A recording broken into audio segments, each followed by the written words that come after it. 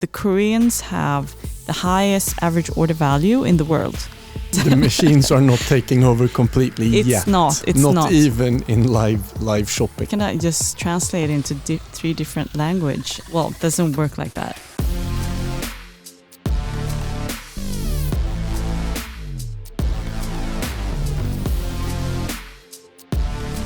Welcome to the Next Gen Retail Pod. We're recording here at Mariatorget in Stockholm, and as you know, hopefully by now, if you listen to this, there are 13 of us, 13 companies sitting here at Mariatorget. One way or another connected then to retail. We're a curious bunch, and lately I have been extra curious about Asia. And Asia, to me, I know quite a lot about retail in, I guess, the Western world, in the Nordics and in Europe, and then, of course, including the States. And if you look at academic articles and journals and stuff, a lot of it is focused then on the US. But then Asia, to me, is a little bit of a... I'm almost ashamed to say that I'm treating like 2/3 of the world's population, as I'm kind of lumping it together. So today I have the great privilege of having Michelle Qin here from Tritanium Ventures, who have a great experience of many then Asian markets, and to help me disentangle and try to understand a little bit what's going on, what is important, what will come to the West, what can then West learn, and how can we then use what we have to be successful in the East or in Asia. So welcome, Michelle. Thank you so much. I'm happy to be here. Could you just give a little bit of a brief presentation of you and of Tritanium Ventures? All right. So I'm Michelle. I'm Swedish Chinese. It's funny that I can say that I'm Swedish Chinese. Like in the past, when I was young, it was not. I would just say I'm Swedish. But now I feel really proud nowadays to say that I'm Chinese, because there's so much happening in China. Everyone's looking at China, etc. So yeah, that's me, and I have a long experience within digital. I've been with different type of companies. Like Adidas, H&M, Zara, etc. But around 5 years ago, me and my 2 partners decided to, you know what, we should help smaller brands into Asia. Asia is the market that we love, and especially our home turf, China. So we founded Tritanium Ventures. So that's a little bit about me. Cool. And yeah, we were colleagues some years ago exactly. at H&M also. Yeah. A lot of people have at one time or another been at H&M or close to H&M. Yeah, it's a good school. It is. It is a very good school. Okay, but then let's start with trying to disentangle a little bit on what is happening in Asia. And I think we should probably go market by market. And I guess maybe China is, we'll probably spend like a couple of hours if we don't try to limit it just talking about China. But let's see what is then important to understand about China and Asia. I mean, what is there? What's going on in China? Well, what's not going on in China or the rest of Asia? I mean, in particular, China is an extremely tech-savvy country, and if we look at Asia at its whole, I mean, it's also very tech-savvy in a sense. And if you take, for instance, China, Korea, Japan, and Indonesia all together, and looking and specifically zoom into like the e-commerce market and the e-commerce sales, it's twice as big compared to if you would take in UK, US, France, and Germany all together. So the market is twice as big, meaning that people, obviously there's more people there, but they're extremely tech savvy and extremely known to purchase digitally, and especially in China. But recently, I mean, China has been what you call a place where you would use super apps to do whatever you need in life, such as purchasing online, chatting, and doing your grocery shopping, everything in your daily life that you can think of. What is then, if you just go back, what is then a super app? I guess it's WeChat that is in China, that is Yeah, super one of app. those Yeah. super apps. So a super app is an app that consists of apps. So there are many, many thousands and millions of app inside of one app. So you don't need to like jump between the different apps. So that is in general the foundation of a super app. And in China, you're using super apps, for example, WeChat or Taobao or Alipay on a daily basis, which you're not doing here in the West. And the reason behind that is, if you go back many years ago when internet just started, then in the West, the big banks or train companies, they would create an amazing customer journey experience through the .com.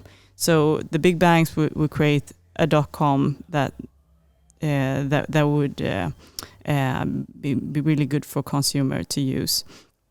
And then the train companies will build their own .com for people to purchase tickets, etc.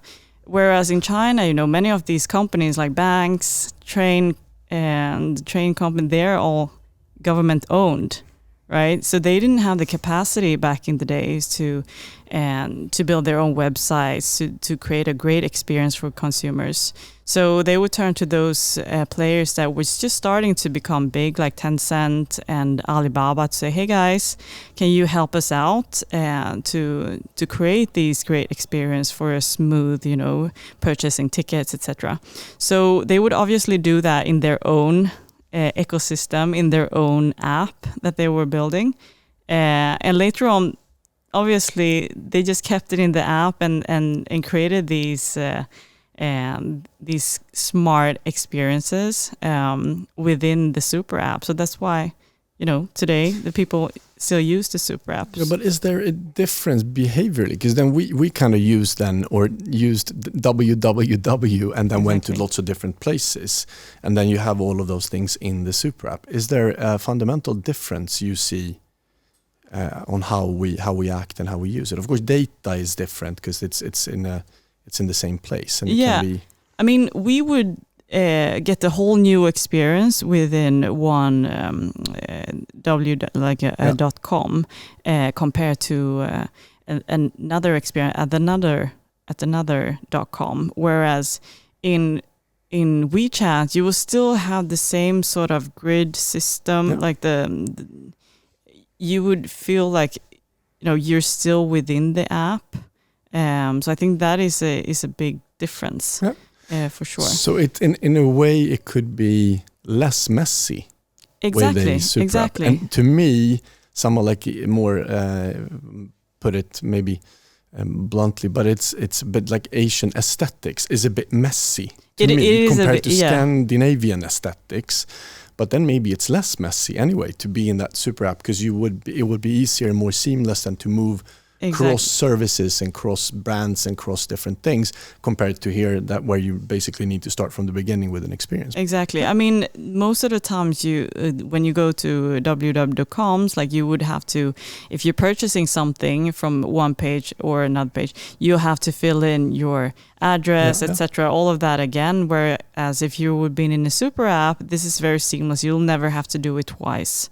Etc. And also, obviously, all the data is collected, right, of you within the super app ecosystem, such as Alibaba. So your page on, for example, Taobao app, which is similar to like eBay, Amazon in China, would look different compared to someone else's, start page, etc. So yeah, it is very different. But I mean, that is China in a nutshell, using super apps, which I don't think will come here anytime soon, because we have such mature .coms and other type of ecosystem and behaviors. When we talk about the other Asian countries, such as Japan or Korea, that we also work a lot with, they're very different. So it's not to say, Asia is just one country or one size fits all in Asia. So a lot of some clients to me, or at least they would ask, oh, why can't I just translate into 3 different language, and then we're there already. Well, it doesn't work like that. For example, in Japan, it's very, very different in the sense that when it comes to online, the market is still very fragmented, and there is not one super app or one big player such as Alibaba or Tencent that is dominating. It's a lot of different, marketplaces, of course, but also brand.coms are very common still in Japan in comparison to China. There are a lot of wholesale players in Japan that also has online, because wholesale is getting a whole new revival, I feel, in Asia at the moment.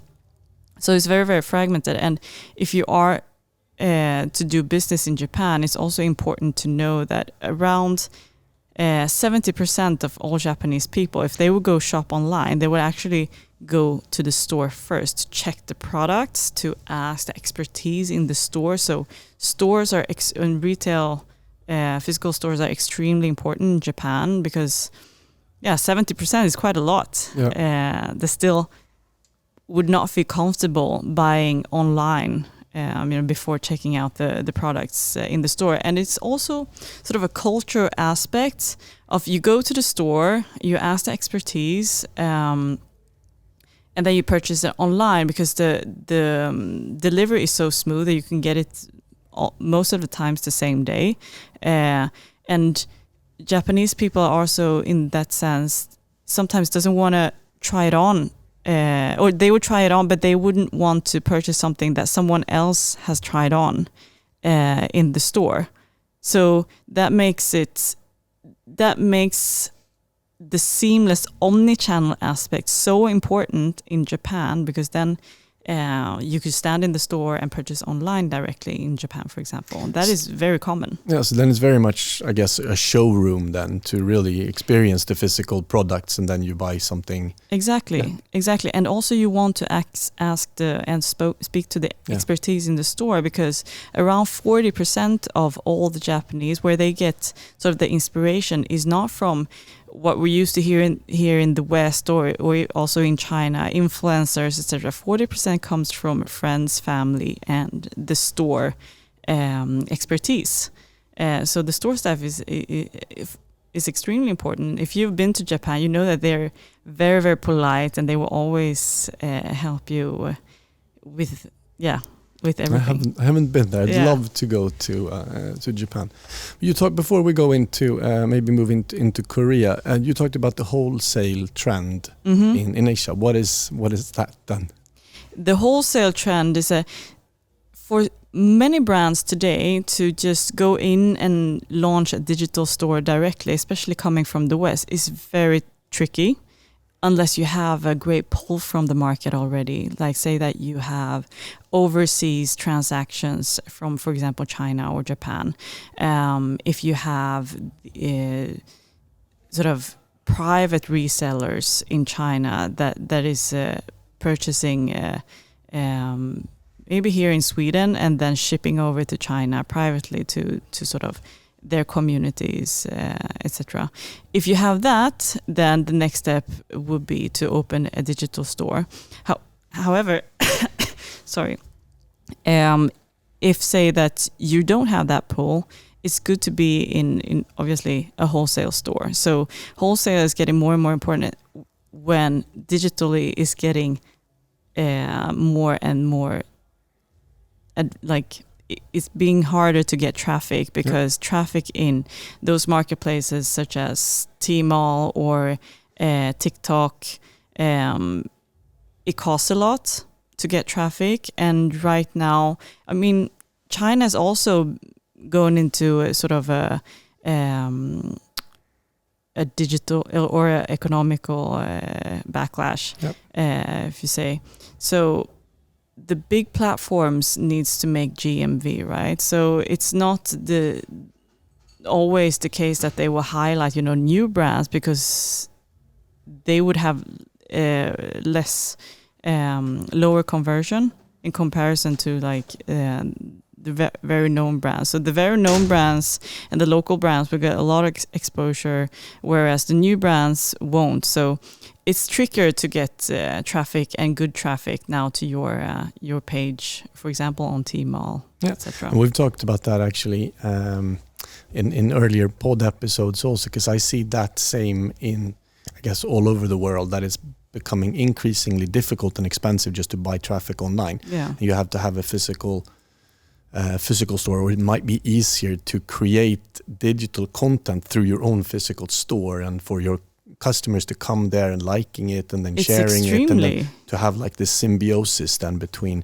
the different channels. That might be even more important. And it's interesting then in Japan, because that's really what is going on then. Exactly. And that we might see because happening here also. Obviously in China in particular, but or in Asia, it's very common with live streaming, right? So, and that actually people would say here in the West that you would live stream on an average 20 minutes or so. In China, it's live streaming 24/7.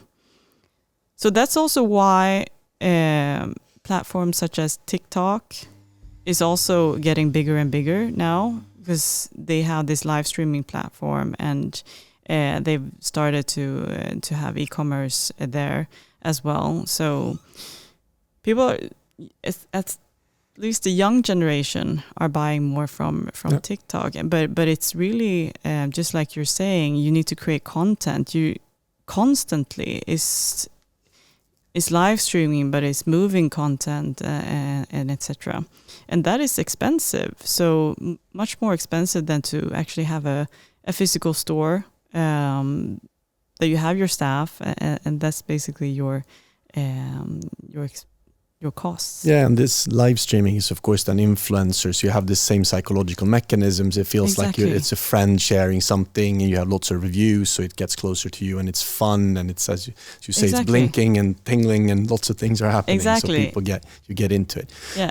When we talked before, you talked a little bit about because it's 24/7. It's a lot tech driven and AI driven, etc. Could you just, before we go into Korea, then explain a little bit on how that works? That stream and 24/7 streaming. Yeah, I mean the 24/7 streaming is common in China for many brands. The bigger brands obviously want better quality, so they might not do they might do everyday streaming, but maybe not 24 hours a day, maybe 6 hours or so, which is still a lot looking with Western eyes.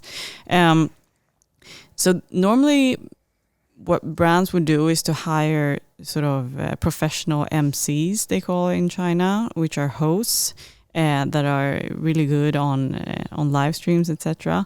And it's really funny you mentioned this, because back then when we were doing the live stream with H&M, I think 2016, 17, the first couple live streams, the host became so popular so that they actually quit and started their own channels. And that is also a big risk for many brands in China, because the host gets so popular because there's a lot of people watching, and sometimes you come back just to watch the host and not the particular brand. And that has created sort of a whole new influencer stream, a new way of affiliate marketing, if you say so. So that's very, very unique in the sense. And these hosts are becoming more and more expensive, obviously. And if you're going to stream 24/7, that's going to cost a lot. So there's popped up a lot of different companies that is doing AI moderators for different type of products. I would say mainly products that you don't need to try on, because that is a little bit tricky still with AI. But it's interesting how that works, if it's AI for real or if it's fake AI. Because I know a few companies that are doing this, that are basically recording a person for 8 hours talking about this product, and then that sort of creates the algorithm and it feeds the algorithm, etc. But then when it's the actual live streaming, obviously this person is not there to do the live streaming, but it's the AI that is there. But still, you need to have the human interaction, right, with people that are commenting. So they would use a person sitting behind the camera, basically talking, and then the lips of the AI will just move according to the person that is talking. So even though you say that you have an AI that is doing the live streaming, there is always a person behind the camera that is talking and sort of lip syncing. The AI is lip syncing so the person. The machines are not taking over completely yet. It's not even in live shopping. Then. Not even in live shopping, exactly. No, but it's interesting. Also, TikTok has launched their their shopping. I think it's in US and UK at least. US and UK world. And also Indonesia, but Indonesia had to shut it down because they were taking too much market share of e-commerce. Yeah. So a lot of, the players such as Shopee that is becoming huge from the company C was upset. So yeah, I mean, TikTok is still having, it's still normal TikTok, but it's not, doesn't have e-commerce for the Indonesian markets. Yeah. Yeah, and then we started talking about Korea, or we need to get into Korea also. Yeah, I mean, Korea is also a very fragmented market, but the very interesting to understand is that Korea is a good market for sort of more expensive products. The Koreans have the highest spending, like the highest average order value in the world. So they are willing to spend on the internet. But it's just like Japan is very fragmented. There's a lot of different players, especially it's now built up by the big conglomerates. And for those who have not been in Korea, let me explain what that is. That's like the Hyundai, which you probably are familiar with the car, but they in Korea they have those huge shopping malls, and they have different type of businesses, but it's within one conglomerate. So there is a couple of those. That is Samsung, I guess. Samsung is one of those you recognize as a phone or television or so, but they have huge shopping malls as well. And also Shinsegae and Lotte are two others. So they have created sort of e-commerce platforms. They have built up their offline presence through their shopping malls, etc. They're also helping brands to set up physical stores through franchise, etc. So it's very fragmented, and so it's basically now sort of a challenge to see which one is going to be the best one, the number one. So we'll see, but obviously there's also the ones that are more like Amazon, like Coupang, etc. But also there you would use social shopping, social commerce. The member CRM systems are very integrated to the shopping malls. So it's a big like point system that we're not really familiar with here in the West, but sometimes tricky to understand. But how that works. But it's similar to China, that all of your sort of here we would have maybe even cards sometimes for the membership, or we would tell the shop staff our phone numbers or personal ID, etc. But in those markets, you would just have it in WeChat, or in Korea, then it will be in Kakao Talk, which is their version of WeChat. So yeah, they also somehow also use super apps, which would then be Kakao Talk. Actually, now when I think about it, yeah. What is it? If you just see, it's different. Because I'm really interested in what we can learn. What is it important? What is going to come to the West then that we still don't see, and why? Do you see anything that is, because to me it's really important to look at, of course, lots of different markets in the world, but there are so many things that we can learn from different Asian markets, different facets. And what would you want to highlight some things? Yeah, what is about to come? I think one of the most important things that will come this year already. I want to quote Greg Eisenberg, a big sort of digital profile. He said that in 2024, $1 billion would be made by someone that is 24 years old, does not have like any VC capital or does not have any stock. He's going to make this money on TikTok. So this is something that I think will be more and more common here in the West to actually purchase from TikTok, especially Gen Z. I think it has just started because it's so common already now in for example, China. If you look into the big brands like Adidas, 50% is coming from TikTok right now, all in terms of sales. So it's crazy. It's crazy figures, right? And it's just happened over like the past 1 or 2 years. So I think that part will come, and the other part that will already came is the Shein and the other one, the Temu. Yeah. It's you mentioned before, you think that it's all very messy, the pages. It is very messy, right, on Shein. But Gen Z has sort of, they understand it now. I'm old enough to have been part of like the MTV revolution when things were a little bit faster than just old TV and things. And this was crazy fast aesthetics and everything with the MTV cuts and music videos. But I guess it's a little bit faster now. Exactly. And I think Shein was obviously sort of the design looks like Taobao, the Chinese app from the beginning.